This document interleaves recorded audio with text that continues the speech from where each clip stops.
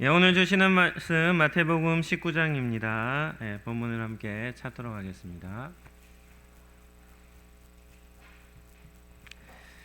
마태복음 19장 27절에서 30절까지 말씀입니다.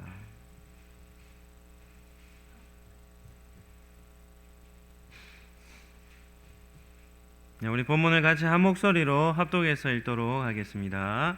이에 베드로가 대답하여 이르되 보소서, 우리가 모든 것을 버리고 주를 따라 싸운데 그런즉 우리가 무엇을 얻으리이까? 예수께서 이르시되 내가 진실로 너희에게 이르노니 세상이 새롭게 되어 인자가 자기 영광의 보좌에 앉을 때에 나를 따르는 너희도 12보좌에 앉아 이스라엘 12지파를 심판하리라. 또 내 이름을 위하여 집이나 형제나 자매나 부모나 자식이나 전토를 벌인 자마다 여러 배를 받고 또 영생을 상속하리라. 그러나 먼저 된 자로서 나중되고 나중된 자로서 먼저 될 자가 많으니라. 아멘. 오늘은 베드로 13번째 시간입니다. 오늘 마태복음 19장 말씀을 가지고 포기라고 하는 제목으로 말씀을 잠시 나누도록 하겠습니다. 2023년 12월이 되었습니다. 한 해가 참 빠른 것 같습니다. 올해 상반기는 움직이는 교회라는 주제로 성령 하나님께서 어떻게 우리를 통해 일하시는지에 대해 살폈고, 하반기에는 예수님의 제자가 됩시다 라는 주제로 말씀을 전하고 있습니다. 우리 성도님들은 어떤 성도가 가장 이상적인 성도라고 생각이 합니까? 이런 질문에 대해서도 다양하게 답을 할 수 있지만 그렇게 어렵지 않습니다. 한번 따라하시죠. 부족하다고 느끼는 성도.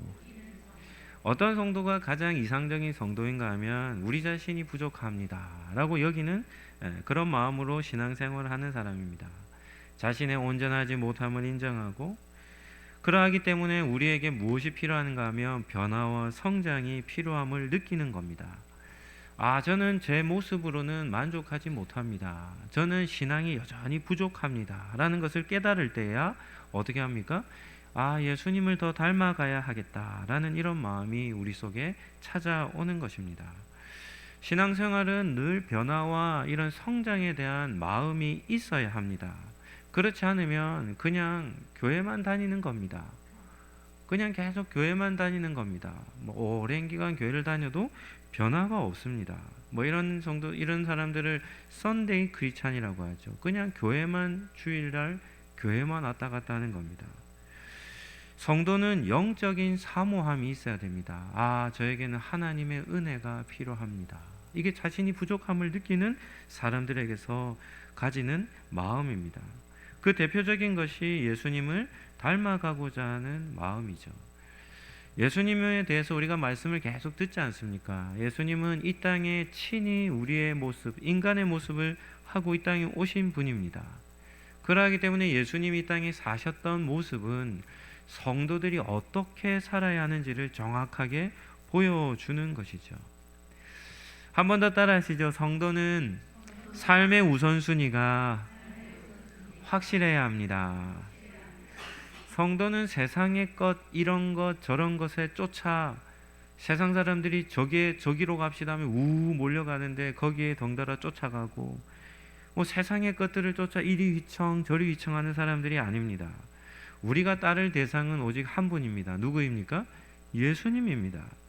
우리는 예수님을 따라, 예수님을 쫓아, 예수님을 닮아 살아가는 사람들이죠.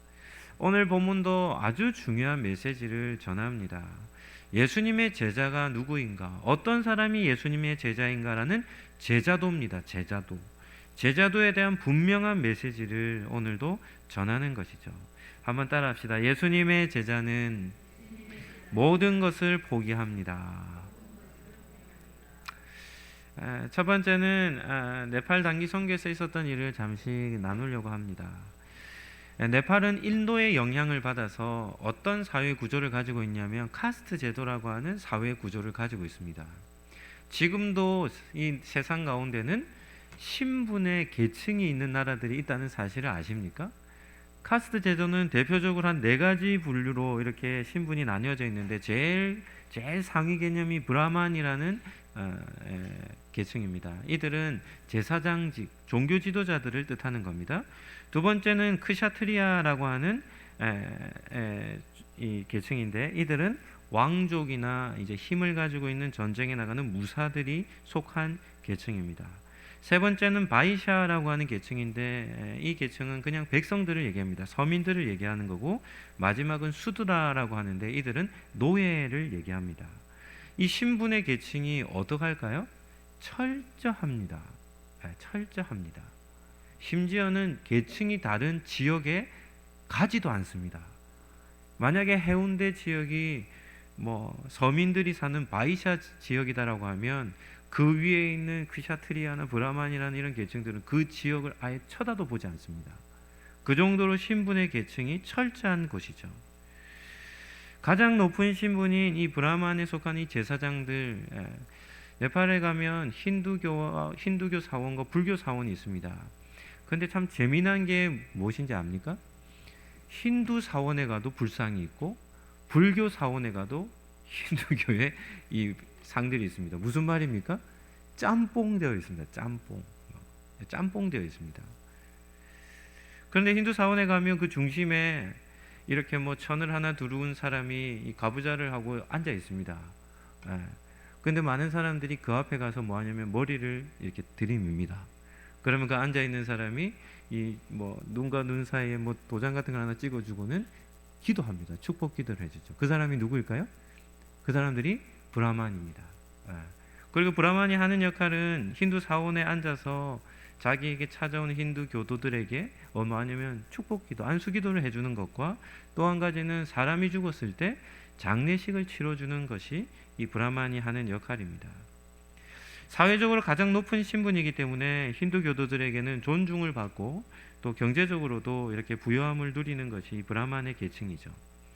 네팔 땅에 갔을 때 한 교회를 방문했습니다. 거기에 목사님 한 분을 만났는데 그 목사님이 브라만 출신의 목사님이셨습니다.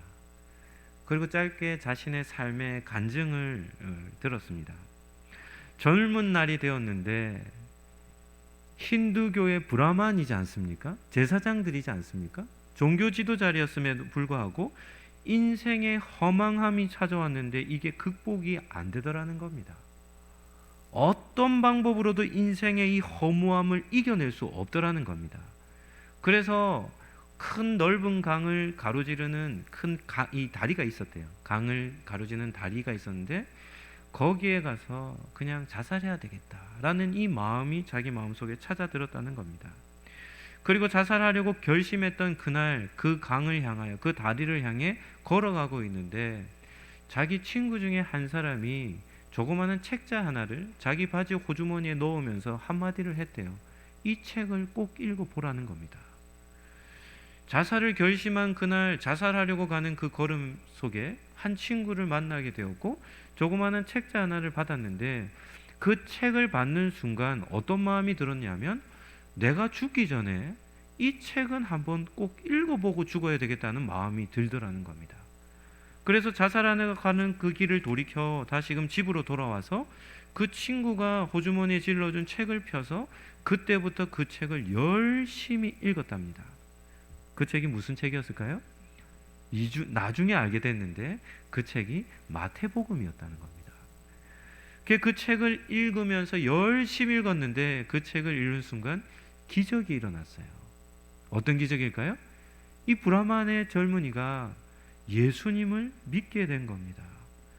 그리고 나서는 예수님을 믿고 난 이후에 눈이 뜨여져서는 힌두교에서 믿고 있는 종교 생활을 하는 모습들, 불교도들이 신앙생활하는 모습들을 보는 순간 그전에는 몰랐는데 그것을 보는 순간 그들의 삶이 얼마나 어리석은 삶을 살아가는지를 깨닫게 된 겁니다.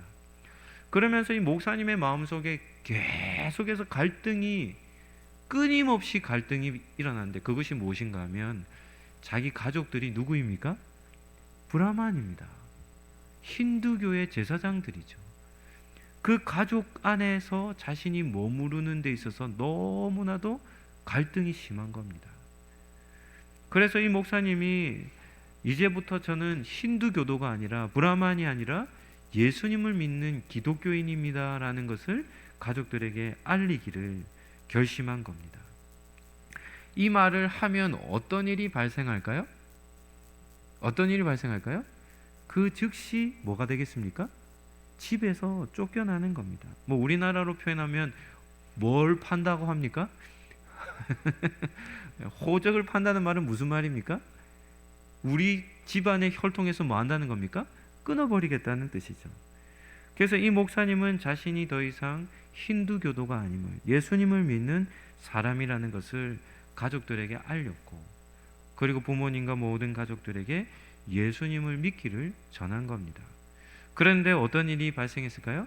그 즉시로 맨몸으로 집에서 쫓겨나 버린 것이죠. 그때부터 좀 고난의 삶의 시작이 되었습니다. 근데 이 목사님은 그렇게 얘기합니다. 삶은 고단했지만 마음만은 너무나 기뻤다는 겁니다. 질문 한번 해보죠. 이 목사님의 삶이 그냥 고생으로 끝나버렸겠습니까? 그렇지 않습니다. 하나님께서 믿음 좋은 여인을 만나게 하셔서 믿음의 가정을 꾸리게 하셨고, 또 하나님께서 신학의 문을 열어주셔서 신학 공부를 하게 되었고, 그리고 하나님께서 목사로 세워주신 것입니다. 저희가 만났을 때 한 50대 중반을 넘어서는 나이였는데요, 그 목사님이 저희가 만났던 장소가 11번째 세운 교회였습니다. 11번째 세운 교회. 그러니까 이미 목회자가 된 이후에 11개의 교회를 네팔 땅에 세운 겁니다. 그런데 저희가 네팔 땅에 방문했을 때 네팔 땅에는 마치 우리나라의 80년, 90년대 같이 네팔 땅의 교회의 부흥이 아주 일어나고 있는 때였습니다. 원래 기독교인이 0.3%였답니다. 그런데 몇 년이 지나지 않은 그때에 3%가 되는 10배의 부흥이 되는 그런 일들이 네팔 땅에서 일어나고 있었습니다. 저희가 카트만두라고 하는 수도에 도착해서 한 교회에 가서 예배를 드렸는데 그 교회의 성도수가 한 700명 정도가 되었습니다. 그러니까 이 목사님이 11번째 교회를 세웠는데 세운 교회들마다 300명이 넘는 성도들이 모여들었답니다. 그리고 2개의 교회를 더 개척할 계획을 세우고 계셨습니다. 그 목사님의 삶의 간증을 들으며 하나님께서 네팔 땅에 부흥기를 일으키시는데 누구를 사용합니까? 브라만 출신의 한 젊은이를 택하셔서 어떻게 하십니까? 주님의 몸된 교회를 그곳 가운데 세우시기를 원하셔서 그를 불러주셨다는 사실을 깨닫게 되었습니다. 그 목사님이 누구입니까? 예수님의 제자가 아니겠습니까? 사람을 낚는 일에 쓰임을 받은 것이죠. 그래서 그 한 분의 목사님의 삶을 통해 그는 가족도 버리고 자신의 사회적 신분도 버리고 모든 것을 버리고 예수님을 따랐던 그 한 사람을 통해 네팔 땅에 3,000명이 넘는 많은 사람들이 돌아오는 역사를 눈으로 보고 또 목격하며 또 그 교회에서 함께 뜨겁게 기도했던 그런 기억이 있습니다. 예수님을 믿는다는 것, 예수님의 제자가 된다는 것은 우리에게 한 가지 분명한 것은 극복해야 할, 반드시 넘어서야 할 과제가 있는 겁니다. 세상 사람들의 눈으로 보면 그리스도인이 된다는 것은 어떻게 보면 엄청난 손해처럼 보입니다. 뭐 더 리얼하게 얘기한다면 미치지 않고서는 예수님을 믿는 사람으로서 살아가지 못하는 것이죠. 예수님의 제자가 되기 위해서는 세상의 관점으로 넘어서야 할 일이 있기 때문입니다. 오늘 본문을 살피기 전에 그 앞에서 일어난 사건입니다. 우리가 지난주에도 잠깐 살펴봤는데요, 한 사건의 결론으로서 오늘 본문의 말씀을 전하는 겁니다. 16절 말씀을 같이 한번 보시죠. 오늘 본문 16절 말씀입니다. 같이 한번 읽어볼까요? 어떤 사람이 주께 와서 이르되 선생님이여 내가 무슨 선한 일을 하여야 영생을 얻으리까? 예수님께 한 젊은이가 찾아와서 묻습니다. 어떻게 해야 영생을 얻습니까? 마태복음 19장을 통해서 이 젊은 청년의 한 7가지 특징이 있습니다. 첫 번째는 젊은 청년이었고, 두 번째는 영생에 관심이 있었습니다. 세 번째는 10계명 중에 이웃 사랑에 관련된 계명은 다 지키며 살았던 사람이었습니다. 네 번째는 그럼에도 불구하고 자기 스스로 무언가 모를 부족함을 느꼈던 사람이었습니다. 다섯 번째는 그는 재물이 많은 부자였습니다. 여섯 번째는 하늘의 보화를 살 수 있는 비밀을 그는 알게 되었습니다. 그리고 일곱 번째는 예수님의 제자로 부르심을 받은 것이죠.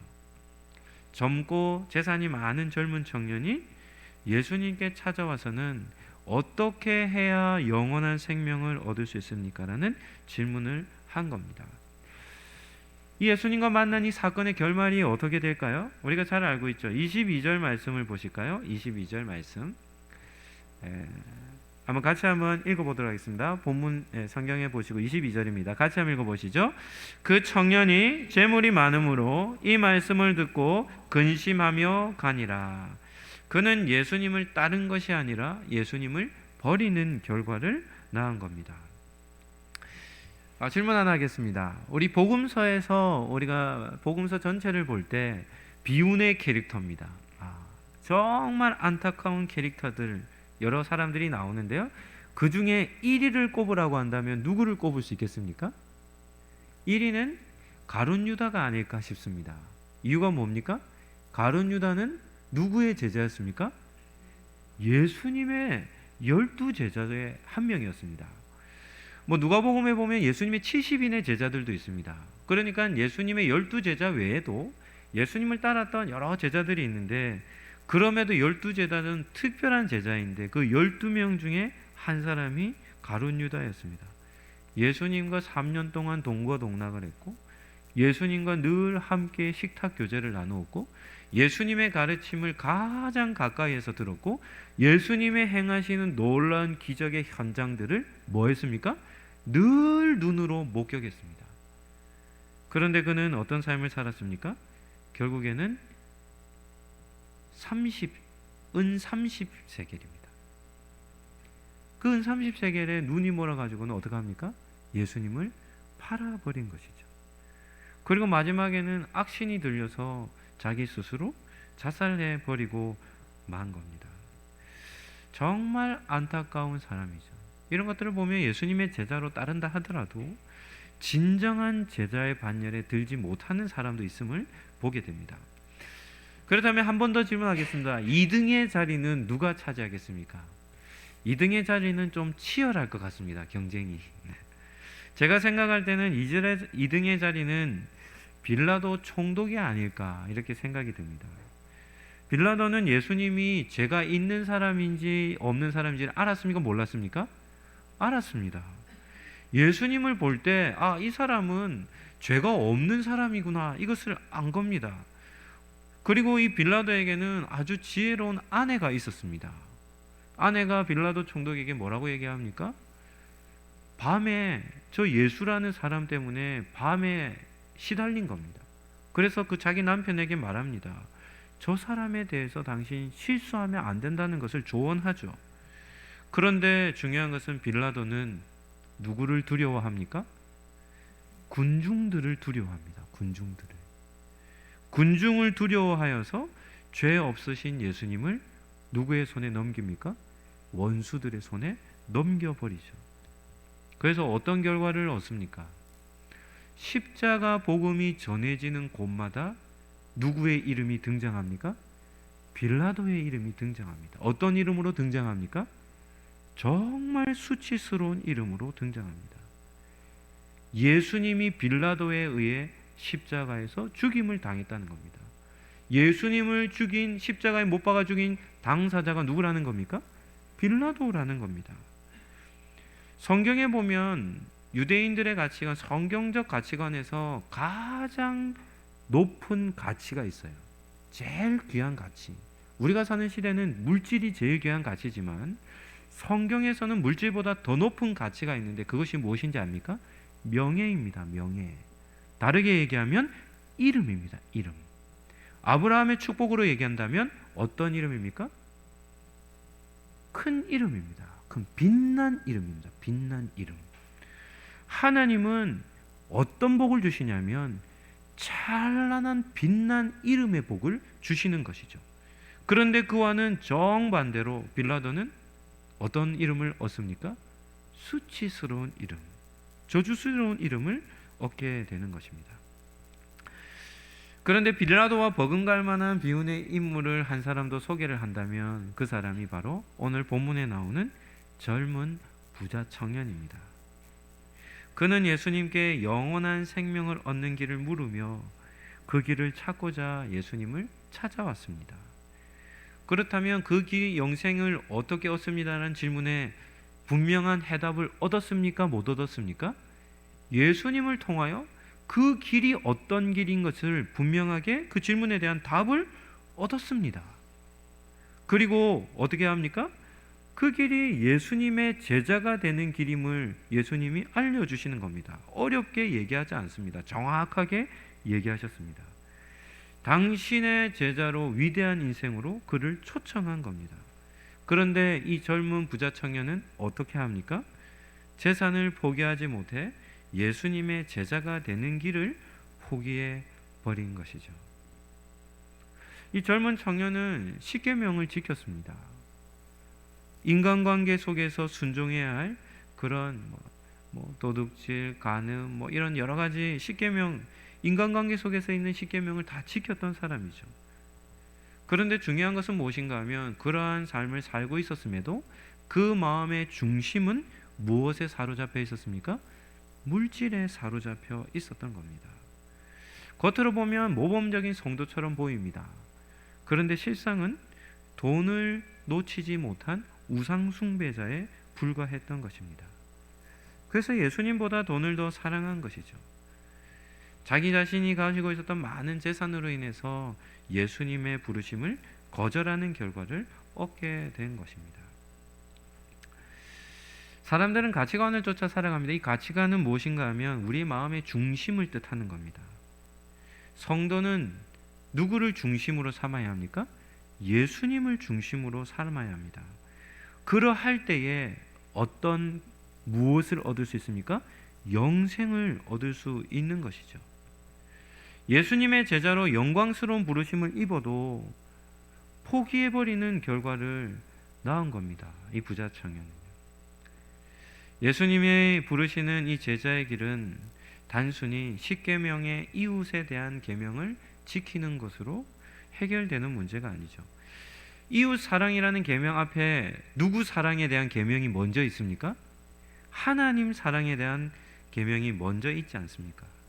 그래서 하나님을 사랑하는 그 중심으로 이웃을 사랑해야 온전한 사랑을 이루게 되는 것입니다. 21절 말씀을 우리 같이 한번 볼까요? 21절 말씀 같이 한번 읽어봅시다. 예수께서 이르시되 내가 온전하고자 할진대 가서 내 소유를 팔아 가난한 사람에게 주라. 그리하면 하늘에서 보화가 내게 있으리라. 그리고 와서 나를 따르라 하시니.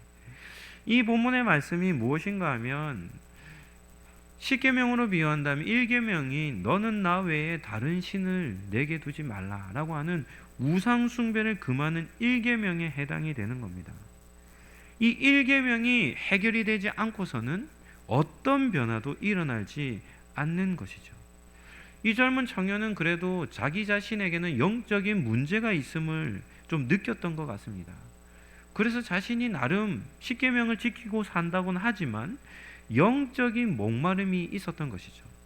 그런데 문제는 무엇인가 하면 그것에 대한 정확한 진단을 예수님께 받습니다. 내려놓아야 할 것이 무엇인지를 예수님이 그에게 처방을 하죠. 그런데 문제는 무엇인가 하면 그 예수님의 처방을 그가 거절했다는 것입니다. 하나님이 받으시는 것은 온전한 겁니다. 온전한 것. 여기서 온전하다는 말은 무엇인가 하면 우리의 마음속에 하나님 한 분, 예수 그리스도 한 분으로 그것으로 만족하는 삶을 사는 것. 이것이 온전한 것입니다. 예수님이 이렇게 말하죠. 네가 온전하고자 한다면, 그 청년에게 말하는 겁니다. 너가 온전해지기를 원한다면 뭘 하는 겁니까? 예수님을 따르는 삶을 살아야 한다는 겁니다. 하나님은 언제나 우리의 삶에 최우선을 요구하십니다. 하나님보다 앞서는 것이 있다면 하나님은 그것을 원치 않으시는 것이죠. 그래서 성도는 반드시 우리의 마음속에 예수 그리스도보다, 하나님보다 우선되는 것이 있으면 그것을 내려놓아야 하는 겁니다. 반드시 극복을 해야 예수님의 제자가 되는 것입니다. 세 번째는 그리스도 안에서의 충만함입니다. 에베소서 1장 7절 말씀을 우리 같이 한번 읽어볼까요? 에베소서 1장 7절입니다. 같이 읽겠습니다. 우리는 그리스도 안에서 그의 은혜의 풍성함을 따라 그의 피로 말미암아 속량 곧 죄 사함을 받았느니라. 사도 바울은 성도가 누리는 은혜가 무엇이라고 얘기합니까? 그리스도 안에 있는 은혜의 풍성함입니다. 이것은 다르게 얘기하면 우리의 영혼과 삶의 만족감이 어떠냐면 100%의 만족감을 주심을 뜻하는 것이죠. 그러니까 예수님 한 분만으로 우리가 충만한 삶을 산다고 한다면 세상의 것 눈을 돌릴 이유가 없는 겁니다. 여러분들이 맛있는 음식, 최고의 음식을 먹고 배부르다면 옆에서 누군가가 라면 하나 권하면 먹겠습니까? 안 먹겠습니까? 뭐 붕어빵 하나 드시라고 한다면 먹겠습니까? 안 먹겠습니까? 먹지 않습니다. 왜요? 이미 우리는 그보다 훨씬 가치 있는 비싼 음식으로 배가 부르기 때문이죠. 우리의 영혼도 마찬가지입니다. 예수 그리스도라고 하는 정말 가치 있는 그 가치로 우리의 마음이 충만케 되어지면 세상의 헛된 것에 우리는 요동하지 않게 되는 것입니다. 한번 따라 합시다. 신앙은 포기하는 것입니다. 한 번 더 하시죠. 신앙은 선택하는 것입니다. 신앙생활이 무엇입니까? 신앙생활은 포기하는 것과 선택하는 것입니다. 문제는 무엇인가 하면 포기해야 할 것이 무엇인지, 선택해야 할 것인지 무엇인지를 분별하는 것이 신앙입니다. 부자 청년의 경우는 포기해야 될 것이 무엇이었습니까? 물질이었습니다. 그리고 그가 선택해야 될 것이 무엇이었습니까? 예수님이었습니다. 무엇을 선택하고 무엇을 포기해야 할지를 성도는 알아야 합니다. 그런데 이 부자 청년은 어떻게 합니까? 포기해야 할 것을 포기하지 못하고 선택해야 할 것을 포기해버리는 결과를 낳았던 것입니다. 오늘 우리 성도님들에게 묻겠습니다. 여러분들은 예수님께서 오셔서 예수님의 제자로 부르신다면 무엇을 선택하시겠습니까? 우리에게도 똑같은 두 갈래의 길이 우리 눈앞에 놓여 있습니다. 물질을 쫓아 물질의 노예로 살아갈 것인지, 물질의 종으로 살아갈 것인지, 아니면 예수님을 쫓아 예수님의 제자가 될 것인지. 우리는 이 길 앞에 서 있고 그 길에서 예수님의 제자로 살아가는 사람이라면 무엇을 선택하는 겁니까? 예수님을 선택하는 길을 택해야 하는 것이죠. 물질에 사로잡히는 것만큼 불행한 인생은 없습니다. 세상 사람들을 보시죠. 돈에 눈먼 사람만큼 어리석은 삶을 살아가는 사람이 없습니다. 그래서 세상은 정말 어리석게 살아갑니다. 그냥 목표 중심으로 사는 거죠. 뭐 더러운 일, 뭐 부정적인 일, 뭐 이런 것들을 행하면서도 돈만 벌면 된다고 생각하는 것이 이 세상이 아닙니까? 이러한 삶은 그 결과가 무엇입니까? 그냥 영원한 멸망입니다. 소망이 없는 길이죠. 우리도 예수님께서 우리를 향하여 예수님의 제자로 부르신다고 한다면 우리에게도 예수님의 제자들과 같이 예수님을 따르는 삶을 살 것인가? 아니면 부자 청년과 같이 예수님을 버리며 살 것인가 하는 이 중요한 삶의 문제가 우리에게도 있는 것이죠. 물질이 만능으로 통하는 세상입니다. 세상에는 언제나 물질이 강력한 힘을 발휘했습니다. 2000년 전 예수님 당시에도 뭐 힘이 셉니까? 이 돈의 힘이 셉니다. 그러니까 이 돈의 힘 앞에 그 돈을 극복해내지 못하는 일들이 발생하는 것이죠. 예수님은 이어서 낙타와 바늘기 비유를 합니다. 23절과 24절 말씀입니다. 제가 한번 읽어드리겠습니다. 예수께서 제자들에게 말씀합니다. 내가 진실로 너희에게 이르노니. 이런 표현은 밑줄을 꺼야 합니다. 예수님이 그냥 농담 삼아 하는 말이 아닙니다.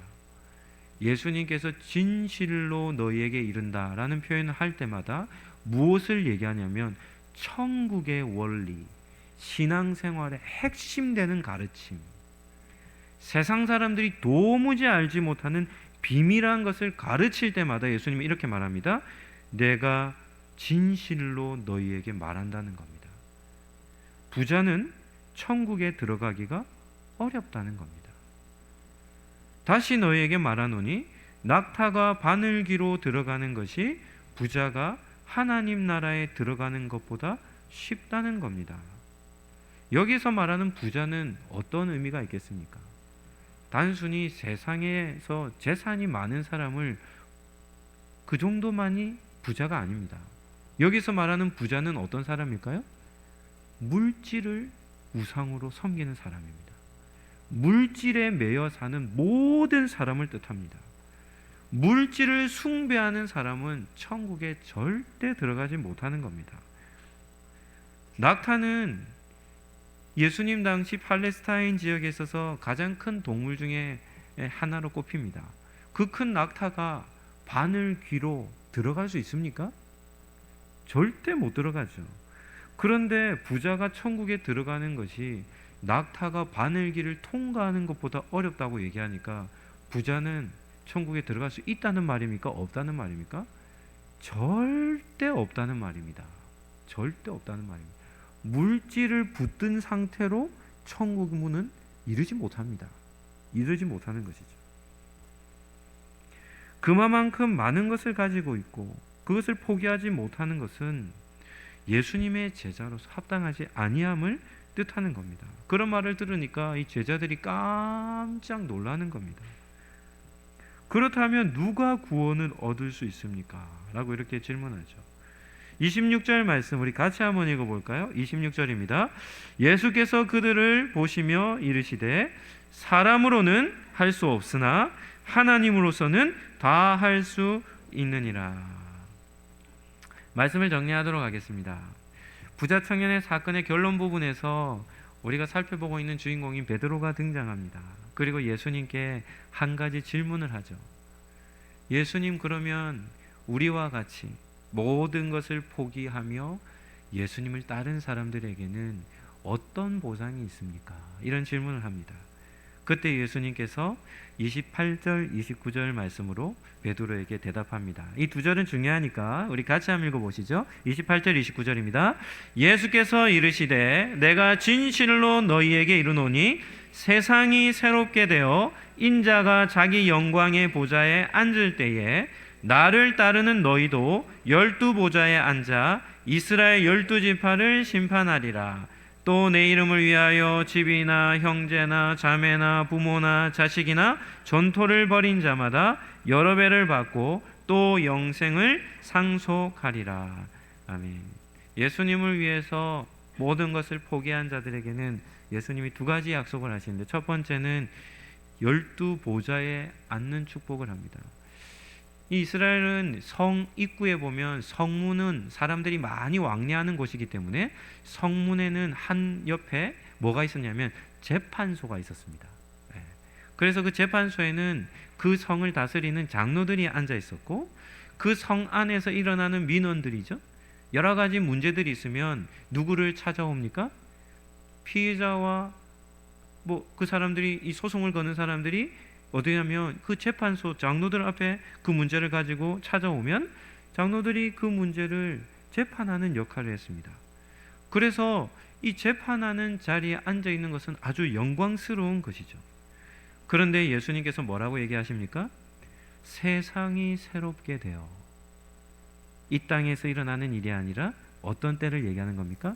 이 세상의 끝에 종말 이후로 다가오는 내세에 예수님께서는, 지금은 예수님이 어떤 모습을 하고 있습니까? 우리와 똑같은 인간의 모습을 하고 있지만 세상이 새롭게 되어 예수님께서 어디에 앉으신다는 겁니까? 영광의 보좌, 모든 사람들을 심판하시는 그 보좌에 앉게 되실 그때에 제자들도 어디에 앉는다는 겁니까? 그 예수님 곁에 세상을 다스리는 보좌에 앉게 될 것임을 말씀하고 있는 겁니다. 어마어마한 복이 아닙니까? 두 번째는 여러 배와 영생을 약속하시죠. 여기서 여러 배를 받는다는 것도 이 땅에서의 가치가 아니라 하늘 보화가 아닐까 이렇게 생각합니다.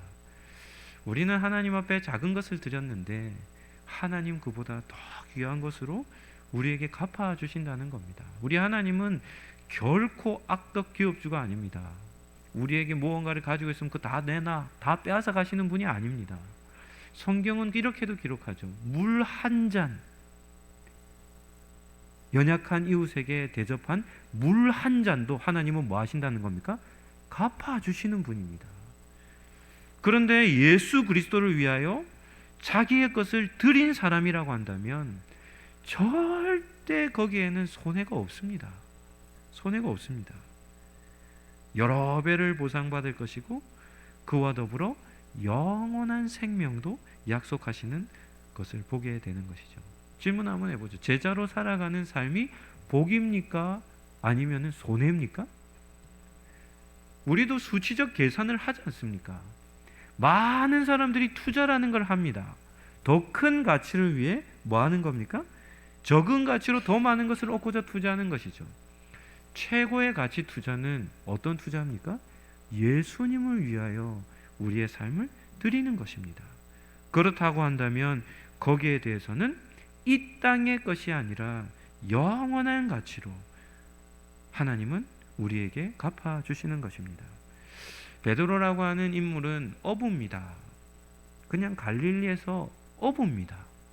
그런데 예수님의 통하여 예수님에게 자신의 삶을 드리며 헌신했을 때 베드로는 엄청난 인물로 그의 삶이 변화가 된 것이죠.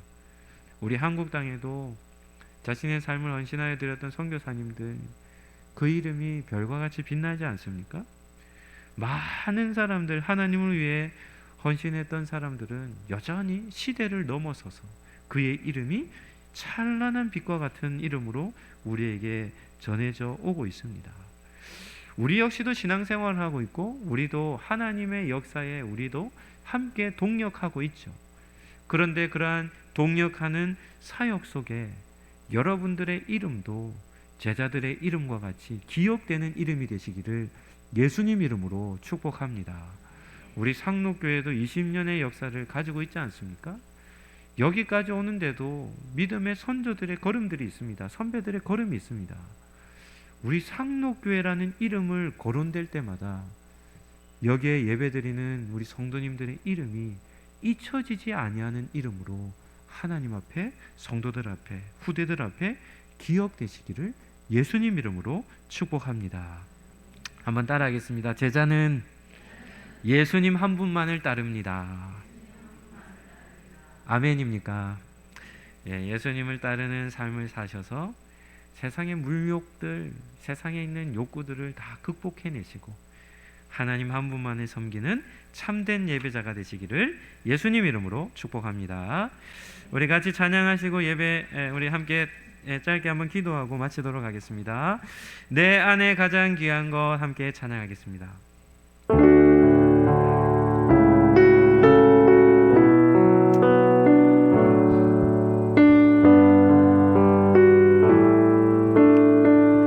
우리 같이 손을 들고 함께 찬양합시다. 내 안에 가장 귀한 것 예수를 알미라. 아멘.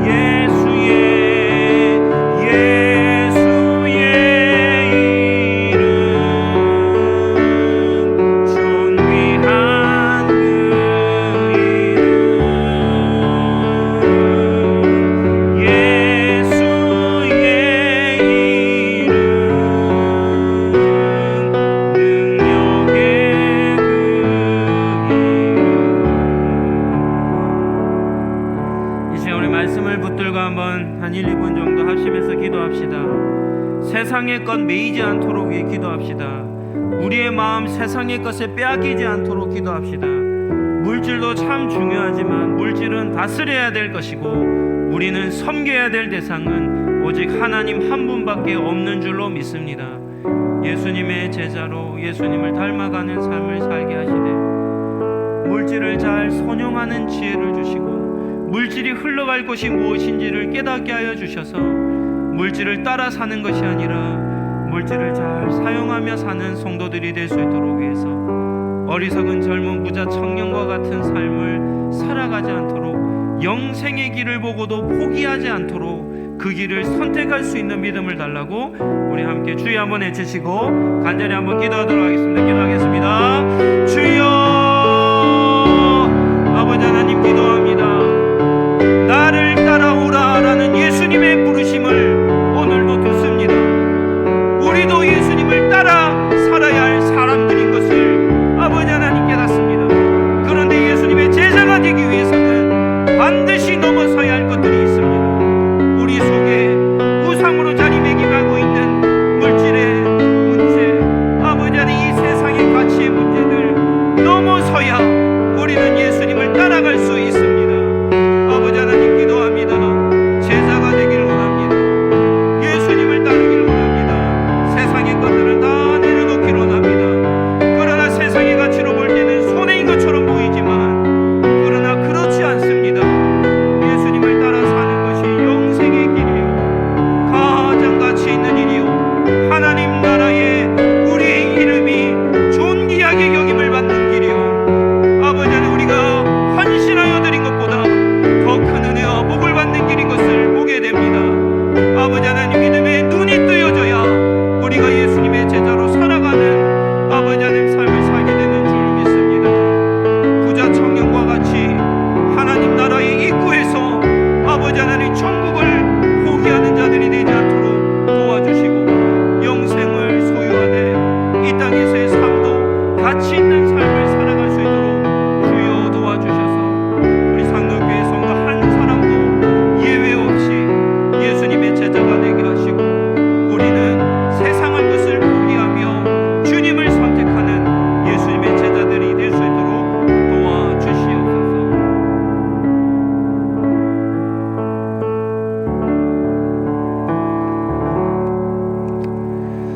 오늘도 고백합니다. 금은보다도 예수님이 더 귀합니다. 세상의 지식, 세상의 것들, 세상의 명예보다도 우리는 예수님이 더 귀하게 우리는 여기며 믿는 사람들인 줄로 믿습니다. 예수님의 제자들로 예수님을 선택하며 이 땅을 살아갈 수 있도록 도와주셔서 그 영생의 길을 걸으며 기뻐하며 감사하며 주님과 함께 이 땅을 승리하며 살아갈 수 있도록 도와주시옵소서. 예수님 이름으로 기도합니다. 아멘. 우리 자리에서 일어나셔서 우리 폐회송 부르고 예배 마치겠습니다.